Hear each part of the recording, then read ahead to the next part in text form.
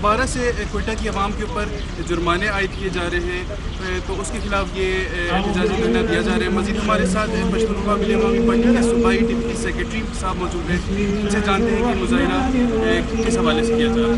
ہے۔ گیس نہ ہونے کی وجہ سے افطاری میں ہمارے گھریلو مسائل میں اضافہ ہو رہا ہے، اور دن بدن یہاں پہ گیس کے مسئلے شدت اختیار کی جا رہی ہے۔ یہاں پہ آج ہجوم جو اکٹھی ہوئی ہے، گیس پہلے سے پریشر کی کمی تھی، دوسرے اس میں لوڈ شیڈنگ کا مسئلہ تھا جس میں بلاسٹ ہوا کرتے تھے، کافی اموات ہوئے کوئٹہ شہر میں خصوصاً، اور ابھی المیہ یہ ہے کہ گیس نہ ہونے کے باوجود بل ایسے آ رہے کہ کسی کا 10,000، کسی کا 20,000، کسی کا لاکھ، کسی کا 2 لاکھ۔ ابھی آپ نے سنا ذکر ہوا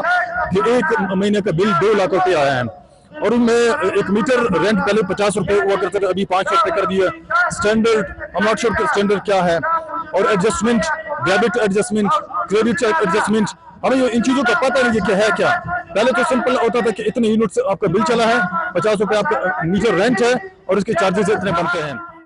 جیسے کہ آپ نے سنا، پشتونخوا ملی عوامی پارٹی کی جانب سے کوئٹہ پریس کے سامنے یہ احتجاجی دھرنا دیا جا رہا ہے، اور ان کا کہنا ہے کہ سخت سے سخت سردیوں میں بھی کوئٹہ کی عوام کو گیس فراہم نہیں کی گئی SSGC کی جانب سے، اور اب جو ہے دوبارہ SSGC کی جانب سے جو ہے 3 گنا بل بھیجے جا رہے ہیں، جو کہ عام عوام یہاں پر افورڈ نہیں کر سکتی۔ اس کے علاوہ ان کا کہنا ہے کہ وفاقی حکومت کی جانب سے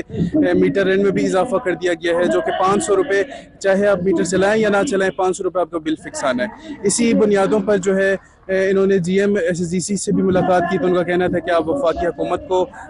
اپنا خط ارسال کریں، کیونکہ ہمارا اس میں کوئی لین دین نہیں ہے۔ لہٰذا ان کا